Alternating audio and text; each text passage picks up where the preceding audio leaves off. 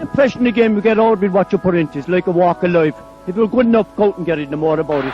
But not so much control in the centre of the field from Kilkenny as Richie Bennett sends it high and over the bar. Your mother sends you down to the shop for a pound's worth of goods and she gives you 50 pence. You can't get the pound's worth of goods, can you?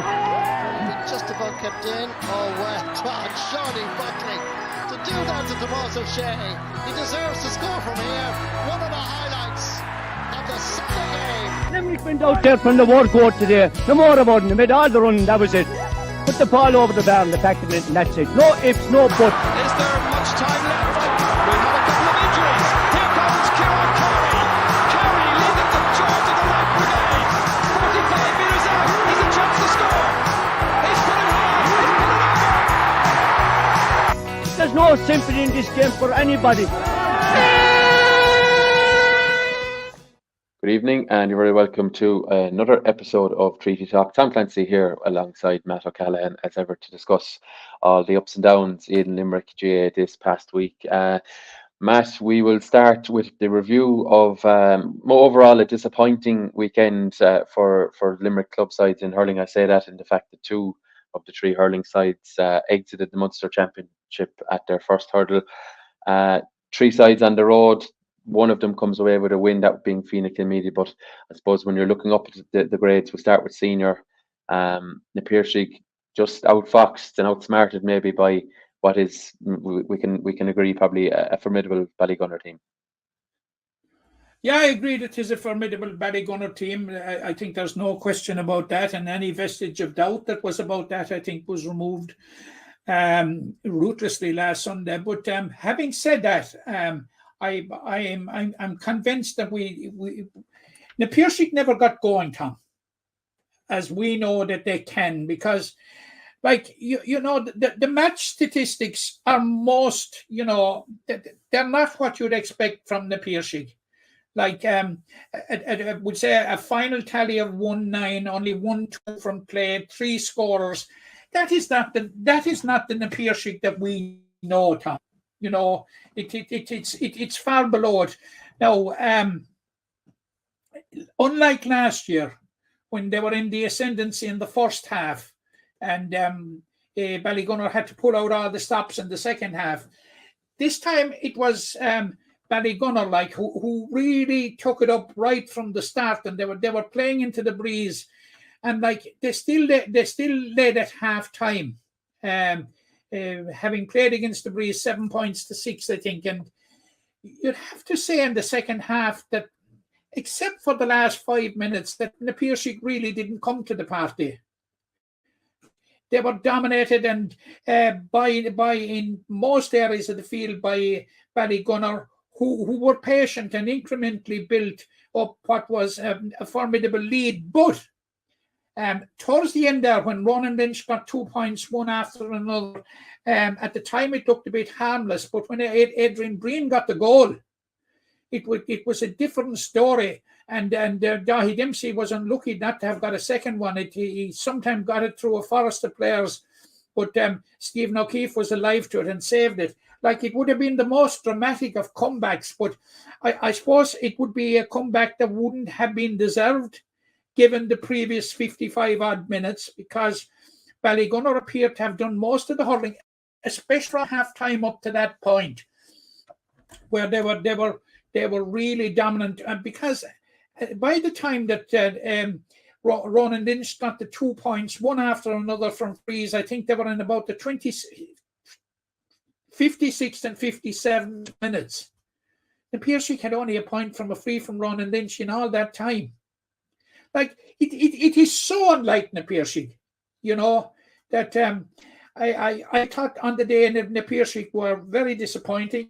I very, very disappointed with themselves, you know, because it was billed in many quarters as, you know, almost the winner take all Munster Championship and All Ireland nearly, you know, that was how it was billed in advance, but by God, it fell very, very short of it. It was very, very disappointing from the Limerick champions. But, you know, reflecting on it during the week, you would have to say in the Limerick Championship that the Piercy didn't root up any threes, but he just got enough done, and perhaps the semi-final against Doon was a really wake-up call, and you'd wonder, did they take it, and did they heed it? Because, like, I thought they won the county final, and I think you're of the same opinion, Tom, that they won the county final rather easily, and that I think no matter what Patrickswell would have thrown at them on the day, that they would have responded, which gave me the false sense of security, like that there was a much greater, much bigger match in the Pierce, but Pat was very, very flat. Yeah, and not to take away from Ballygunner, they didn't play their best either, Matt, did they? But I'd say that they got an awful lot of joy in clamping down the big players for the Pierce. They clamped down Peter Casey. They didn't let Dahi Dempsey get flowing into the game. Kevin Downs was not as influential as he was in the county final. And then at the other end, Desi Hutchinson, I think he ended with a point, but early on he had two glorious goal opportunities that on another day, he could have really made the Piercy pay. Like they were, Ballygunner were nearly in the next gear. There was maybe probably a gear between them, but there was nearly 2 and 3 at times. And I think the stat that tells for me, Matt, was 19th minute. I think Adrian Breen scored a point from play. They didn't score again from play until he got a goal in the 59th minute. I mean, that's William too long. Hinnett got a point in the 2nd minute. Yeah, but they went that entire 40 minutes. Yeah. And it gave me the belief that here in the Piercy, they're possibly on fire today, but it was a complete false dawn. A complete false dawn. And you're right. They did to Piercy what Piercy did to Patrickswell. Patrickswell closed down, Piercy closed down the Patrickswell big men. Their own big men got closed down on this occasion. Like Mikey Casey had a hands full with Desi Hutchinson, although Mikey played quite well, I thought. And I thought William O'Donoghue was very good for the Piercy. But they closed down Peter Casey, they closed down Kevin Boylan, they didn't let Conor Boylan influence the game as he normally does. Obviously, they had their homework done, and they arrived in Limerick with a very impressive record of having just conceded 2 goals in the championship to date. All right, now that was increased by 50% with Adrian Breen's strike, but it will give you an idea that it's a very well organised defence. And looking at them, they were. You could see why they didn't concede goals. They were tight, well organised, and above all, disciplined. Now, all right, Ronan Lynch got 7 points from place balls. I think one was a 65, but like some of them were quite long frees. But you had a defence like that. Everybody seemed to know they set out with a plan and executed it to perfection. Yeah, and I must also remember in the first half there was a stage of 4 and 5 shots in a row from the Piercy, all little half blocks on them, or they went short, or they just went agonisingly wide, and they just didn't get that energy then from you get a run of scores, and sometimes you can put the foot on the gas. It just never really clicked for the Cardiff men, and I think Shane O'Neill was of that. And they'll be hugely disappointed for a second year in a row to have gone out to Ballygunner, but you must remember, and I'm not offering this as an excuse, that for the key players on the Piercy team, and I'm talking about the Caseys, and I'm talking about the William O'Donoghues and the Conor Boylans, it has been a huge, long, intense season. If you go back to the Alliance Hurling League, right through the Munster and All-Ireland Championship, and almost immediately into defending their county title. Like there's a limit to human endurance, Tom, and maybe it was just a bridge too far. But that is not to detract from Ballygunner and the fact that they set out to negate the threat and of the Piercy's main players. Yeah. So Ballygunner into the final against Clonlara, and that's fixed for Thurles next. Well, so it's going to be about 8 or 9 days' time from when people see this podcast. Matt, we go down the grades. I was lucky enough to be in Corofin on Sunday afternoon. I made the dash out there, and this is what I think these lower grades in Munster were brought in, a hometown feel for Corofin. Unfortunately, they got the better of Drummond at Lacca by 4 points, but great atmosphere, real old-fashioned hurling, if you like, a lot of direct ball, a lot of rucks, and a lot of even some ground stroking that we're not too familiar with anymore. But unfortunately, Drummond just couldn't get it done. Led superbly as ever by David Reedy in terms of scoring and in terms of general play. Just didn't happen for them. They lost their captain early on to an injury. Had to bring Cian Scully in, who maybe didn't have 55, 60 minutes in him. Just it didn't go for them. They got it back to a point, and then a hammer blow of a goal for Corofin. They were probably thinking they could emulate what Mona Lean had done last year in terms of winning this grade, but the intermediate championship in Munster has proven a difficult task for Limerick sides and indeed other counties too. And I've just a little bit too much to go away to Corofin and get the win for Drummond. Yeah, no, obviously you had the advantage of being there. I wasn't there, and I'm therefore reliant on hearsay. But my first observation, Tom, from listening to what you've said there and from reading the match report, and it's something that I've hammered on all this year, is the loss of Peter Ryan. Peter Ryan has been absolutely an outstanding captain for Drummond at Lacca right throughout the campaign. And to lose your captain after 2 minutes, you're away from home, conditions are difficult. Your task has suddenly become all the greater. Sorry? Yeah. They were more than difficult. I can tell you, anyone who's seen the highlights or even watched it live, sideways rain for 2 or 3 different times during the game. But I tell you, I love complimenting players when they play well in those conditions. Both teams stood up to it. I was getting wet in the stand. I was in under a stand and I was getting wet. Such was the angle of the rain. That's how much wind and rain there was there. But you mentioned Peter Ryan. The last Peter Ryan, I think he had his hamstring taped, or this new technology for taping the hamstrings. He obviously carried a knock coming into the game. He tried it out, and it was just a pity for him that he couldn't even get 25, half an hour out of it. It was just, as you said, 2-3 minutes. He hits the deck and it's gone. Just a hammer blow. It was huge for Drummond at Lacca. Now you would say in normal circumstances, Peter Ryan goes out. You have a player of the calibre of Cian Scully to come in, but Cian Scully has only played 10 minutes of competitive action before last Sunday. Yeah. And that's the unfortunate thing about it. And it was a huge boost to Drummond at Lacca to see him coming on in the county final and to think that he'd be available if called upon for the Munster Championship. But whatever plans Ger Hickey and his management team had going to Corofin, one plan that they certainly hoped they wouldn't have is to replace their captain inside 120 seconds, which they had to do. Because especially he'd been so influential all the year. Peter Ryan has been absolutely outstanding right through the campaign. He has, yeah. And I'm not offering it as an excuse, but it was a difficult task that was handed to Drummond at Lacca. As I said, going down to Corofin, tough place to go. I would bet my life that none of the Drummond at Lacca players saw the place before. Not a mind playing there, so... home advantage, winter conditions. Crucial. Yeah. Crucial.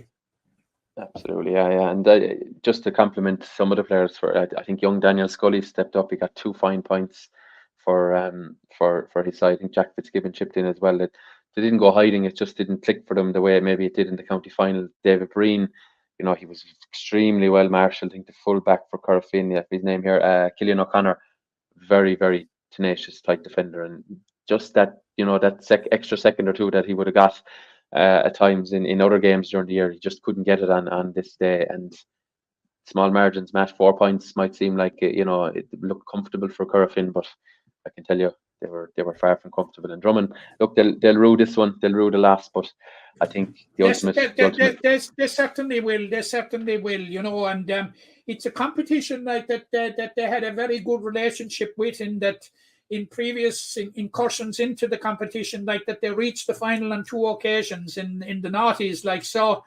Yeah. It is something that the club has experience of, and but it's a disappointing end. And just mentioning David Breen, no matter what happened in Ennis or in Corofin, or no matter what happens for the rest of his life, his name is going to be etched in the annals of Drummond Atlaka hurling for that vital point he got in the county final. Yeah, Will exactly. supersede everything. Absolutely, not to mention the goal he got earlier in the piece as well. So Drummond back to senior, their year is done. They can recharge now, regroup, and start planning for senior hurling in 2024. Yeah, and wish Keane Scully the best of luck to get back to full fitness. You know, I suppose it was a tall order to expect him to be back to full fitness, because I understood like that he kind of prematurely got the all clear to play a part in the county final. So look, the break is going to do him good. Look, I've said this numerous times. No matter what teams are playing, be it inter-county or be it club, Tom, you want to see your best players out on the field on big days. Yeah. We wish Keane the best of luck to get back as quick as possible to full fitness. And indeed, Peter Ryan with his hamstring problem. And Peter. Hopefully, like Peter and James Kelleher, the goalkeeper, are throwbacks to the last time that Drummond Atlaka were senior. Yeah. So, like their experience in the dressing room the coming year will be hugely important.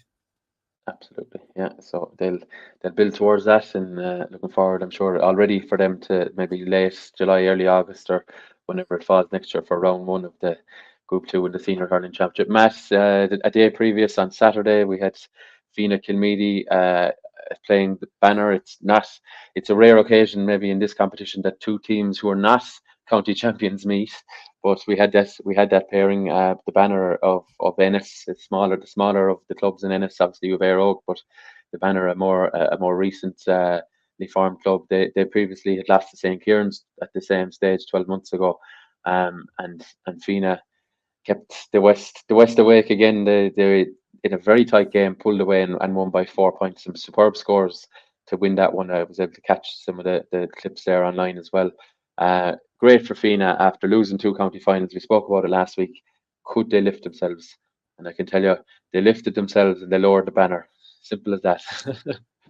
So great win. Forget about the match. Forget about the hurling for a minute and focus on the job that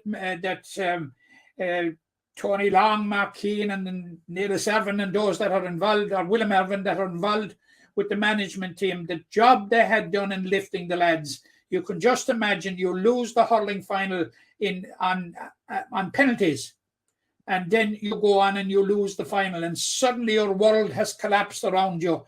But by God, did they lift it? And I've been hearing all year, and I hadn't the opportunity to see him through the Limerick Championship because of the whole congestion of fixtures that we have. But that's a debate for another day. But all the vibes about him, all the narratives about him was very, very positive. And it was played out in front of us on Saturday. Like, it was a pleasure to be there to see how they went about the job. Now, I thought the intensity in the first half left a bit to be desired. Banner got off to a flying start. Shane Meehan, inter-county man, their marquee player, he had a point up in 10 seconds, literally from the throw-in. Niall Walsh made it 2 points, and you were beginning to scratch your head and say, gosh, how well up are Feenagh for this? Dermot Coleman provided us with the answer, and I'll be elaborating about him later, but 3 points, and suddenly they were in the lead. But it was tit for tat through the first half, and it ended at halftime at 10 points apiece. Now, I could sum it up in the second half because they enjoyed a level of superiority, Feenagh Kilmeedy did, without putting the banner away. And the banner were right in touch, right up to the finish. And when Feenagh Kilmeedy got those extra points, even Niall Walsh got a point at the start of the start of extra time of 3 or 4 minutes or whatever it was, and he brought it down to a goal. But from the puck out, Maurice Fitzgibbon, he's the team captain. He caught a superb ball off the air, broke in behind the defence and put over the insurance point. But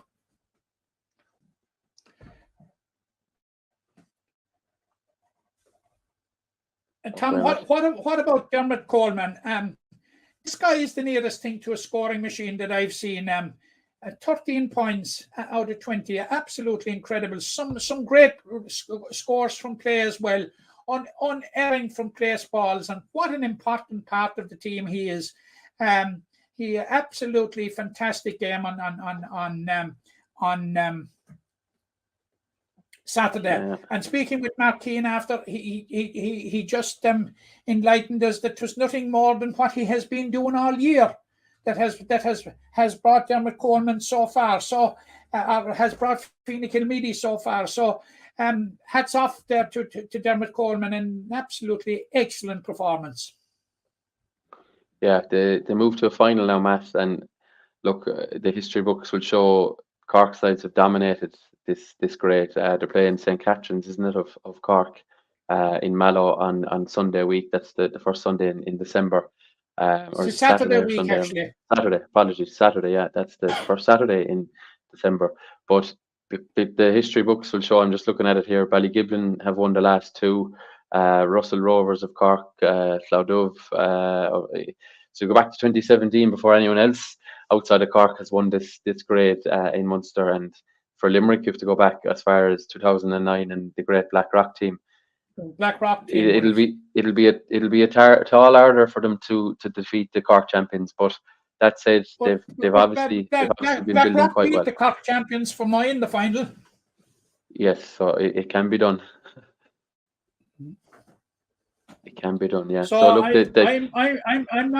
I'm certainly not excluding it in my thoughts that Feenagh Kilmeedy can do it, you know. Now, but and we'll be talking about it in a minute. Now, the only thing is between this and then, there's the little matter of a Munster football semi-final to be navigated, and there's also a worry for Feenagh Kilmeedy as well, in that John O'Gorman, who got two exquisite points, Tom, on Saturday. He picked up a knock and had to leave the field. Now he you know, is he going to be fit for the football? And if he's fit, does he play, or do they risk him, or what's the story? It's a bit of a conundrum. But I'm sure that that Feenagh Kilmeedy will be focusing on ensuring that John O'Gorman is fit for the hurling final. He's such a key player, very, very, very, very good player.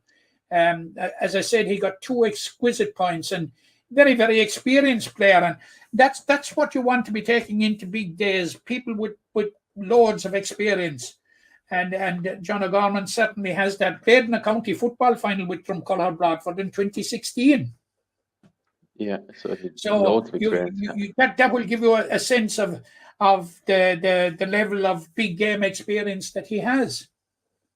Yeah, so they'll be, I suppose, checking up on his fitness, and as Matt says, probably trying to weigh it up. Do they risk him for the football, or do they just build it all towards tilt at the Munster hurling junior hurling championship? Matt, switching codes ever so slightly anyway towards Camogie. Disappointment on Lee's side for Newcastle West. I can see you shaking her head there already. Beaten by a point by Sarsfields of Cork on I can't think of the name of the venue there in Cork. Sorry, it's escaping me here. Castle Road. That's it. Real familiar place for lots of different codes. Yes, indeed. Yeah. And beaten there. Now, a small amount of controversy, and look, far for us to be pontificating about referees, but there was very little injury time played in this game. Now, I haven't seen the game in full. Newcastle West got a goal, I'm led to believe, to bring it back within touching distance, and lo and behold, the game is over, when in the normal course of things they should have at least had another play, we would assume, if not perhaps more, given subs and injuries and everything in the second half. There was only 42 or 3 seconds played in the second half, which, very hard to fathom that would be the only amount of stoppage time that a referee could accumulate over 30 minutes in the second half. Yeah, that's why I'm shaking my head, and that's why I initially shook my head when you drew down the subject, because certainly the Newcastle West girls left everything in Cork on Sunday, and it certainly wasn't the right way for a game to end, in my opinion. They were trailing by a goal. Karen O'Leary raided down the right, put it into the middle, and Maeve Ambrose was there to finish it to the net exactly to the second on the hour. And by the time the puck out arrived, I timed it. It was in the 42nd second. After 42 seconds after the hour, the referee blew the final whistle. So is that to say, Matt, that it took that long for the puck out to be taken as well? It took. Well, yeah, the ball was put in the net by the time the ball was picked back up again, and you know the shenanigans that go on with the puck out when it's tight. Now I don't have to tell you, Tom, but yes, but that seems excessive amount of time to be allowing a goalkeeper to. 42 seconds. I cannot for the life of me understand it, and I'll tell you, had there been another player, and perchance had Newcastle West got a point and forced it to extra time, it would have been nothing more than that they deserved. Now, Roisin Ambrose, our Limerick football captain, you remember she got 6 points from playing the county final.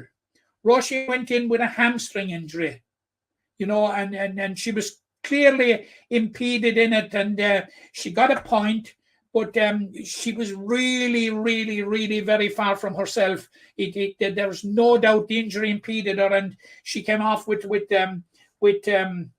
15 minutes to go, and it was Maeve Ambrose went on for her, and she got the goal. But Roisin was a big loss. But they're big players now. Shauna Tobin was another player that was absent from the county final, because she's gone abroad since the county final. So they had to do a bit of rejigging in defence. Laura Walsh went back into the full back line. Ellie Wolf came into the half back line, and Lily Duggan came in up front. Overall, fantastic performance by Newcastle West, in my opinion. And also, in my opinion, totally overshadowed by the circumstances in which the game ended. Because there should have been at least another player. Look, Sarsfields may have got another goal. We don't know. But at least that Newcastle West had that opportunity. Like there is no second half in the world, with substitutes and everything, that there's only 42 seconds of extra time. Yeah. Well, when you consider that Roisin Ambrose would have limped out of the game midway through the half, that's one sub. I don't know the finer details. That's one sub alone. That's going to take 30 I or think 40 it was 3 seconds. subs. I think Newcastle put on 2 subs. 2 subs, and Sarsfields put on 1 sub. That was it. But that would equate to 2 minutes anyway of additional time. Yeah, at the absolute minimum, that's going to take a minute. So, minimum, yeah. Very, very disappointing. Now, the referee had probably his own reasons. Probably felt that time was up. This was it. But from a Newcastle West point of view, having given the performance that they gave, a very disappointing way to go out. And there was 3 points down at half time.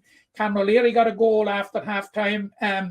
It was a well-worked goal. They had a couple of shots that came to nothing, and eventually broke out to Kate Foley, who I thought, who this week has been named in the Limerick minor squad, who I thought had a fantastic game. Now, Cameron O'Leary was outstanding. Rebecca DeLee was outstanding. Their big players stood up, but Kate Foley was one that caught the eye with me. I thought she was extremely busy and a very good, and August, she was midfield with the Limerick Minors, beaten in the All-Ireland final last year, you will recall, but she's eligible for minor again this year, which is a huge plus to Paul Needon and his management team. But, full marks to Newcastle West. They went out of the championship with their heads high, but the whole performance and everything, in my opinion, I don't think tainted is the right word. Overshadowed, I'd say, is the word, because if you get a goal, Tom, in that stage of a game, you're 4 points down, you get a goal, momentum is then with you, but we didn't get the opportunity to see whether it was with Newcastle West or not, but it is what it is now. But they go up with their heads held high, but really, really commiserations, and disappointed with Newcastle West and for Newcastle West. Yeah, and maybe it augurs well, though, for Limerick, that there's definitely some youngsters coming through.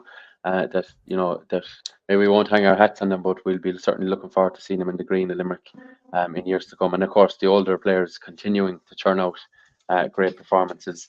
Matt, the lower grades, the lower team, Monaleen and the Limerick Intermediate champions, playing in the Munster Junior edition of this competition, had a fine win over Butlerstown. In fairness to you, Matt, you don't always get your predictions right, but I think you were saying to me last week that they were going to have too much for Butlerstown of Waterford. 3-16 to 9 points in Ballygrand. Sounded like they were very much dominant for the duration of this one. I've seen this team, and I've seen them in each of the last couple of years, and I've been hugely impressed with them. Tom, they're a very, very young team, but they've got an awful lot of players that have worn the Limerick jersey, at different grades. Like I referenced the minor team there a while ago, and I think there's 7 from Monaleen in the minor squad for 2024, including Ciara Buckley, who was on the All-Ireland final team of this year. And you like Aoife Lyons, Ellie Hessian, Aoife Nelligan, real that have represented the county. Aoife Nelligan has played at senior level like Aoife Lyons. I was hugely impressed with them in the county final when they beat Croke Kilfenny that day in Ballygrand. I thought they looked really, really, really good. And they've the Limerick Intermediate champions participate in the Munster Junior Championship. I don't know for how long more that will be. If obviously they will be looking to follow in the footsteps. And on the track beaten by Adair last year, who went on to the All Ireland semi-final, won the Munster Championship, and I would be, I'm pretty confident they're playing St. Joseph's Dura Bearfield in the final in the Rag in Thurles, or it's not in Thurles, it's just outside Thurles in Drummond. At 2:00 on Saturday. And Tom, I hate using the word sure, but I am pretty confident that they will be very, very hard to beat. Yeah, well, if they can bring the level of performance that they brought last weekend, I'm sure they'll be thereabouts against Clareside, St. Joseph's, Dura Bearfield. So best wishes to Monaleen in that Munster Junior Camogie final this weekend. Matt, we'll just flip back to hurling now, because I suppose we recorded just ahead of last weekend's All-Stars announcement and indeed ceremony. It was late Wednesday when we were speaking last on this, and it was early Thursday when they were announced, and then of course the ceremony Friday, which we had the least surprising hurler of the year for many a year with Aaron Gillan scooping that gong. Matt, another 7 awards for Limerick, and look, people will debate these up and down the country, and we may do so ourselves here, but we were at a time in Limerick hurling, Matt, where we would be lucky to get 7 guys nominated. Now we are disappointed when we get 7 All-Stars, and maybe we think we have case for 8, 9 and 10.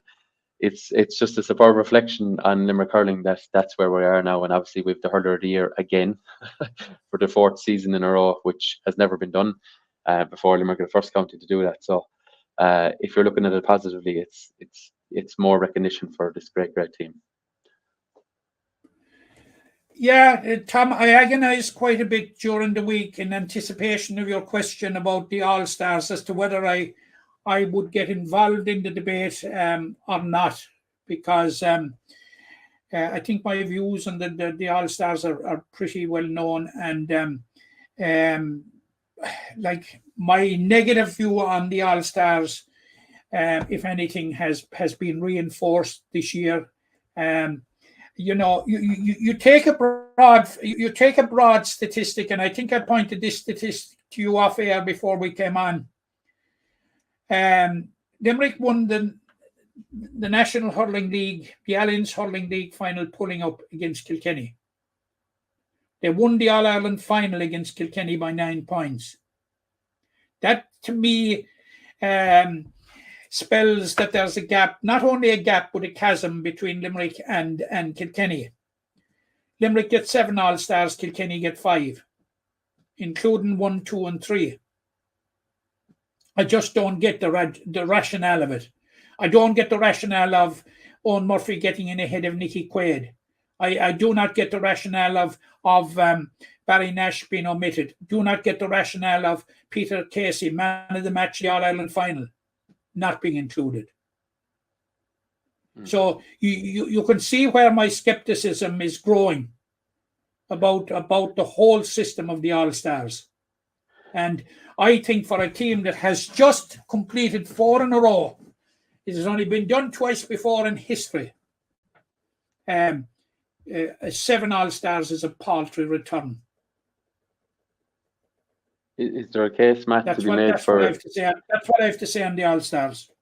Yeah, without going in for another half an hour on it, is there a case to be made for that they need to lay out the rationale of how these are selected into the future? Because it seemed a few years ago. If I can explain this now, it seemed a few years ago that there seemed to be an awful lot of waiting on the semi-finals and finals, right? Yet, as you say there, rightly say there, Peter Casey is awarded man of the match in the final. Was at 5 or 6 points from play, and he doesn't get one. So there seems to be less waiting on the final then.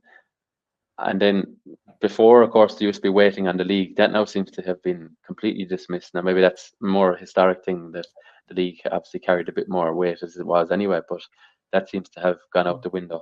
We're not sure where some of these things lie. And look, the point about the Kilkenny rearguard, Owen Murphy, Mikey Butler, Hugh Lawler, look, we won't begrudge them their All-Stars by no means, but they were in a defence that in the All-Ireland final conceded 30 points. Now, of course, not all down to them, but they're part of a systems failure, as it were, or they were completely overwhelmed by Limerick.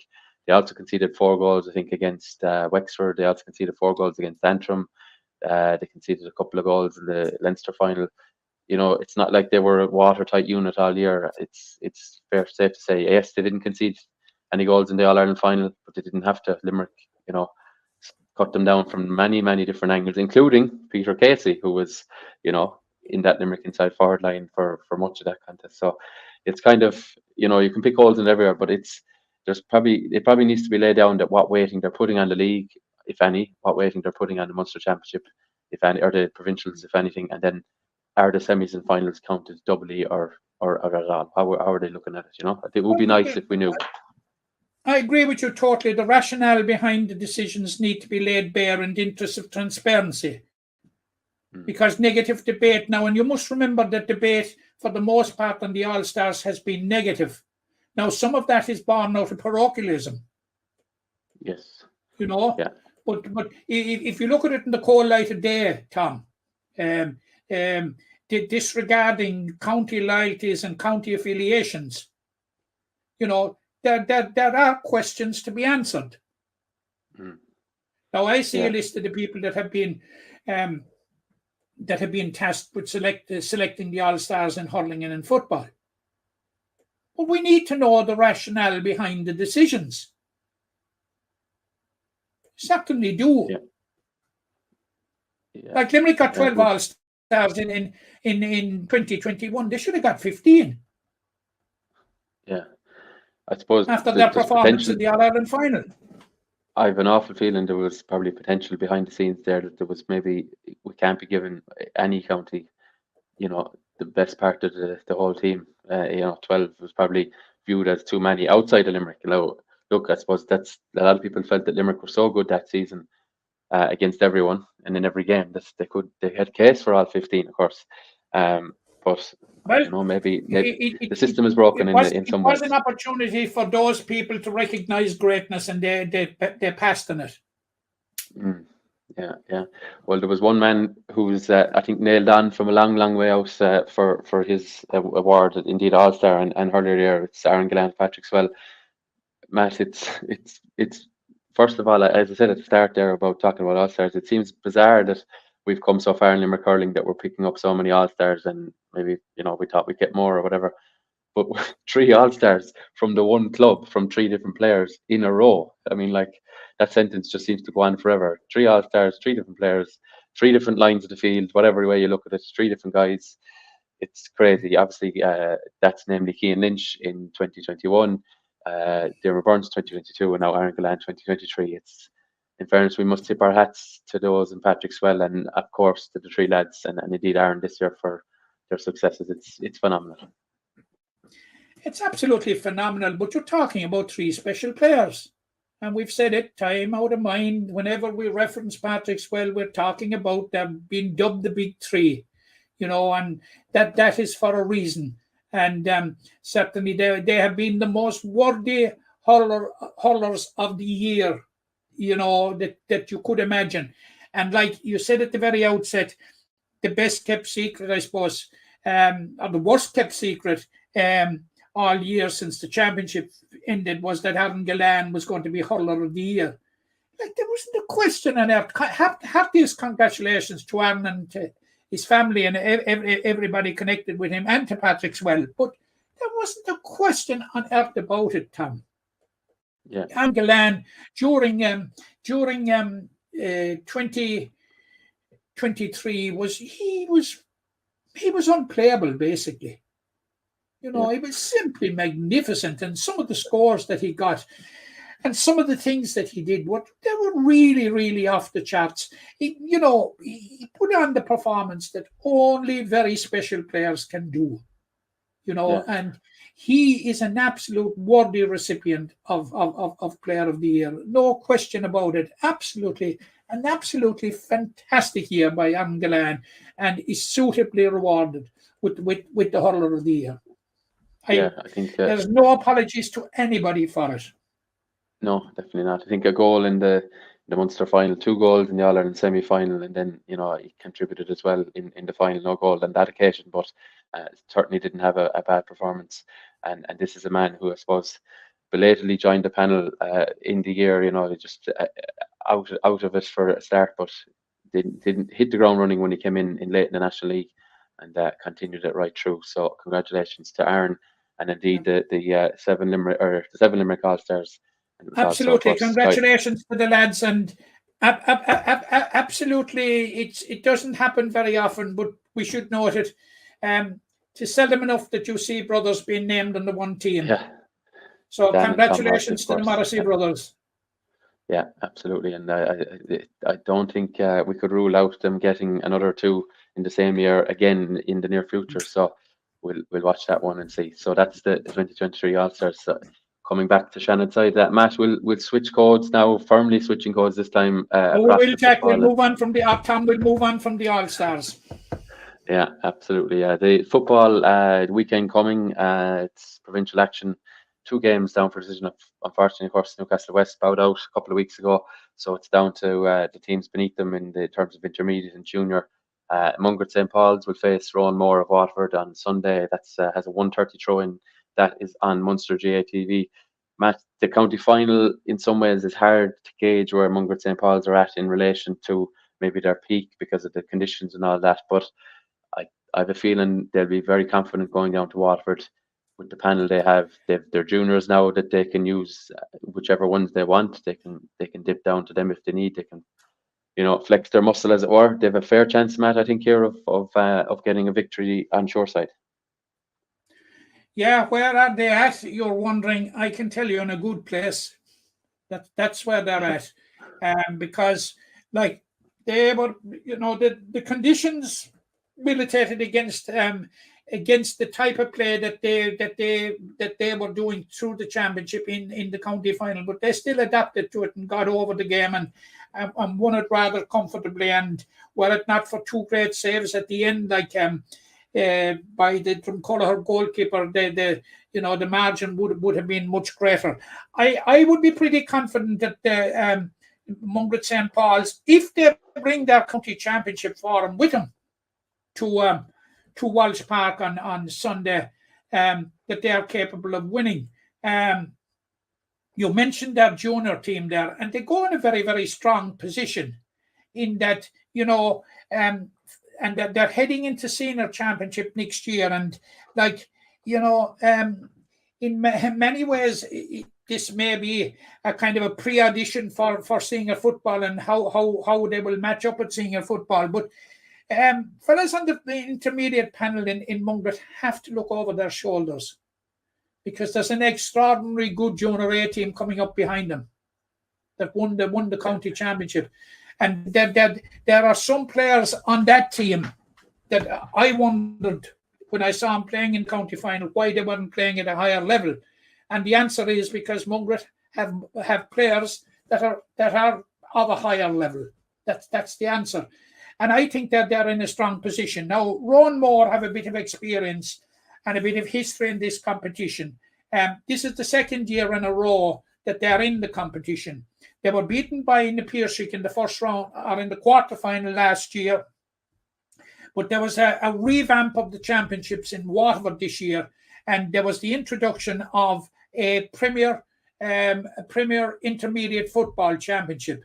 So rather than being promoted senior at the end of winning the Intermediate Championship last year, Rowan Moore were promoted to Premier Intermediate Championship, and they won it. They beat Rathcormac in the final. So they will have a bit of experience now. They have a game played in the championship against Grange Muckler, Ballyneal, and I think of the Tipperary champions, and I think they needed extra time before they won it. I think something like 3-10 to 16 points. Now they will have home advantage. It may count for something, but not a lot.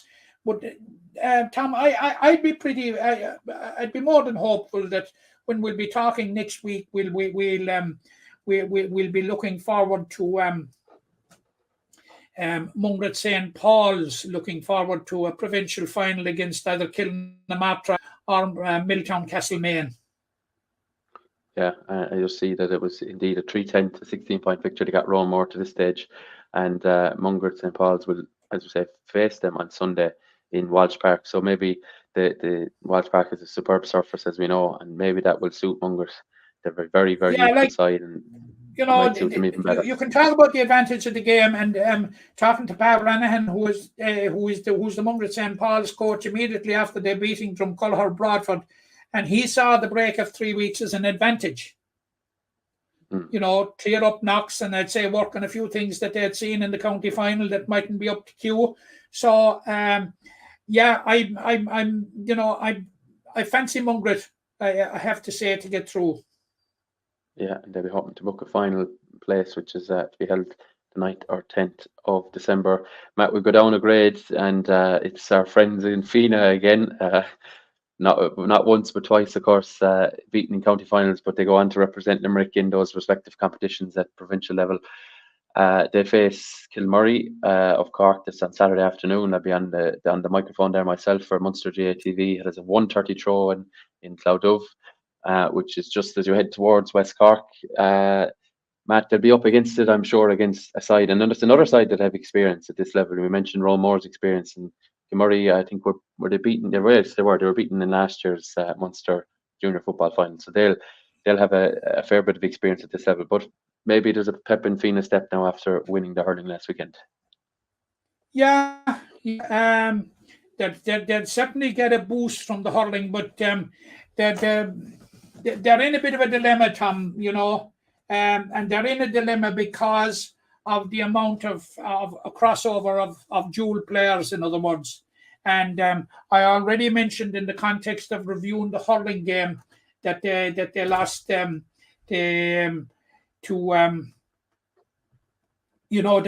they lost John O'Gorman. But John O'Gorman would be one of their key footballers now. Whether he's going to be fit for Saturday or not, I don't know. And if he's fit, do they risk him and endanger him again for the hurling? That's obviously a decision for the Feenagh Kilmeedy management. Now, Feenagh Kilmeedy were pretty impressive through the Limerick Championship. They lost just one game, and that game was they lost 2 games, but the 2 games were to Newcastle West.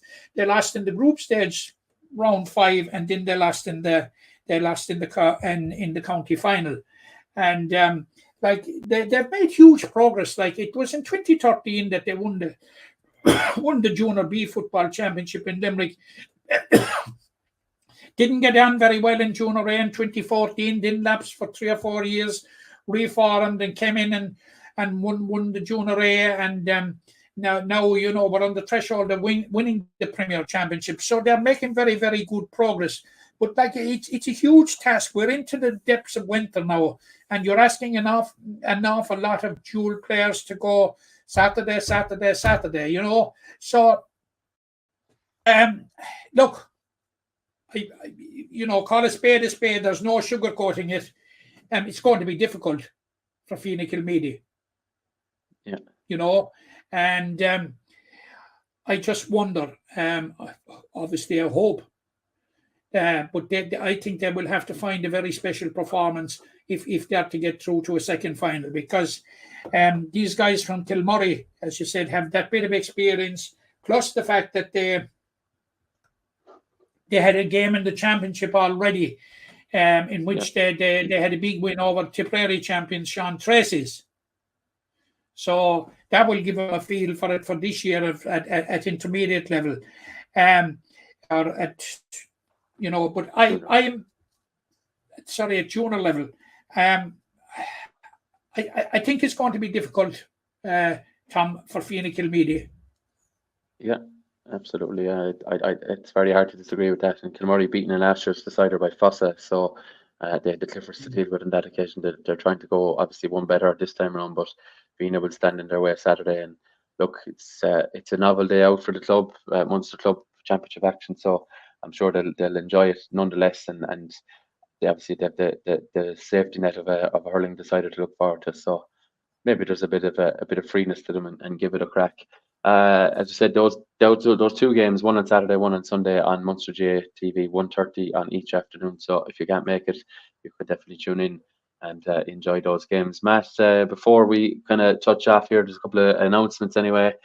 First of all, just to touch again on David Byrne, Limerick journalist, his report or his book, Game of My Life, will be launching this weekend in Castletroy in the Talking Leaves bookshop in Castletroy Shopping Centre. So do get along for that. But that book is available to order online. Superb book, reminiscing about some of the great games of Limerick Club and indeed intercounty down the years from some of the great stars of yesteryear, and even some of the current stars in it, such as Mike Casey is on the cover there. You've Brian Begley going back the way, and something we discussed a few weeks ago. So a great book there, great stocking filler ahead of Christmas. So best of luck to David with that book.